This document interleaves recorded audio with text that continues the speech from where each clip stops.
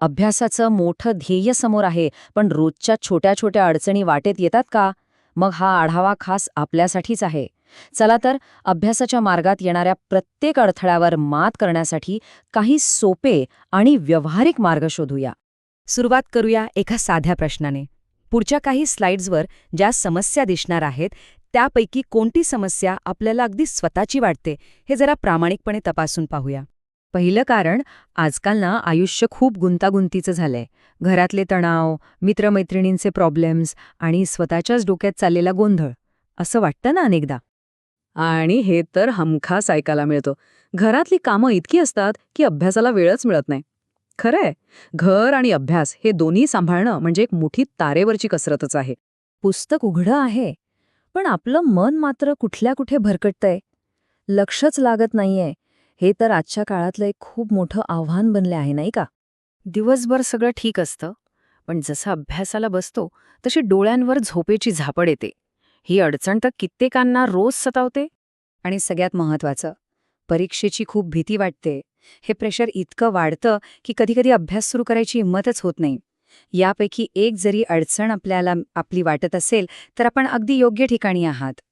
तेव्हा ह्या सगळ्या समस्या ओळखीच्या आहेत आणि त्यावर मात करण्याची पहिली आणि सगळ्यात महत्वाची पायरी म्हणजे हे मान्य करणं की हो, ह्या अडचणी खऱ्या आहेत आणि त्या फक्त आपल्यालाच नाहीत तर अनेक विद्यार्थ्यांना भेडसावतात.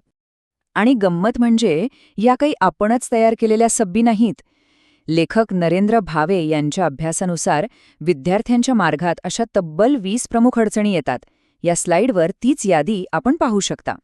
जेव्हा यापैकी अनेक अडचणी एकत्र येतात ना, तेव्हा त्या आपल्या आणि आपल्या ध्येयांमध्ये एका मोठ्या भिंतीसारख्या उभ्या राहतात. पण खरा प्रश्न हा आहे की ही भिंत खरंच इतकी मजबूत आहे का, की ती आपल्याला ओलांडताच येणार नाही? याचं उत्तर आहे अजिबात नाही. खरी ताकद आपल्या परिस्थितीत नाही, तर आपल्या दृष्टिकोनात दडलेली आहे. चला, आता समस्येवर नाही तर समाधानावर लक्ष केंद्रित करूया. कारण अडथळा बाहेर नसतो, तो आपल्या विचार करण्याच्या पद्धतीत असतो. या विचाराला बळ देणारं एक प्रेरणादायी उदाहरण म्हणजे डॉक्टर बाबासाहेब आंबेडकर. विचार करा, ते रस्त्यावरच्या दिव्याखाली अभ्यास करायचे.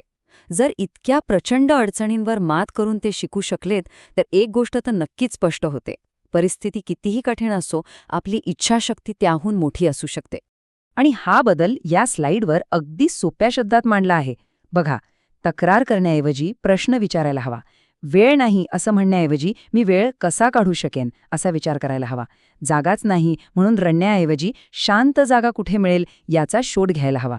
हाच आहे नकारात्मकतेकडून सकारात्मक कृतीकडे जाण्याचा मार्ग.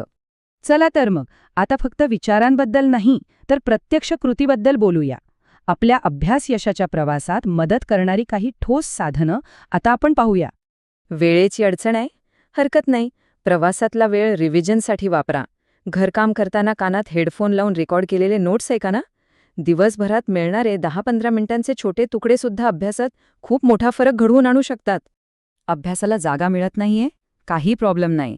घरातला एखादा शांत कोपरा शोधा, जवळच्या लायब्ररीचा वापर करा किंवा मित्राच्या घरी शांतता असेल तर तिथे जा. आणि हो, हातातला मोबाईल फक्त मनोरंजनासाठी नाही, तो एक खूप मोठं लर्निंग टूल आहे.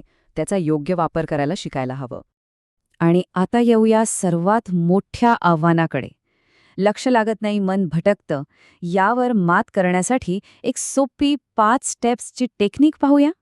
जेव्हाही आपलं लक्ष विचलित होईल तेव्हा या 5 गोष्टी करून बघा.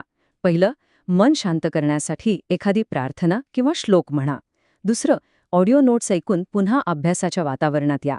तिसरं, ज्यांनी आपल्यासाठी कष्ट घेतलेत त्या आईवडिलांचा किंवा शिक्षकांचा चेहरा आठवा. चौथं, कंटाळा आल्यास फक्त 5-10 मिनिटांचा छोटा ब्रेक घ्या. आणि 5वं, सगळ्यात महत्त्वाचं, आपलं अंतिम ध्येय काय आहे याची स्वतःला आठवण करून द्या. हे तंत्र मनाला पुन्हा ट्रॅकवर आणायला नक्कीच मदत करेल. तर मग आपण अडचणी ओळखल्या, त्यावर विचार करण्याची पद्धत बदलली आणि काही ठोस उपायही पाहिले. आता आपण शेवटच्या आणि सगळ्यात महत्त्वाच्या मुद्द्याकडे वळूया, जो आपल्या आत्मविश्वासपूर्ण भविष्याचा पाया आहे. एक गोष्ट कायम लक्षात ठेवा, बाहेरची परिस्थिती कशीही असो, सगळ्यात महत्त्वाची साधनं आपल्या आतमध्येच आहेत. आपला आत्मविश्वास, आपली जिद्द आणि आपली प्रबळ इच्छाशक्ती. जोपर्यंत या 3 गोष्टी आपल्या सोबत आहेत, तोपर्यंत कोणतीही अडचण आपल्याला थांबवू शकत नाही. आणि आता शेवटचा पण सगळ्यात महत्त्वाचा प्रश्न. हे सगळं ऐकल्यानंतर आज आपण असा कोणता पहिला अडथळा दूर करणार आहात, ज्यावर मात करून आपल्या ध्येयाकडे एक पाऊल पुढे टाकाल? विचार करा आणि कामाला लागा.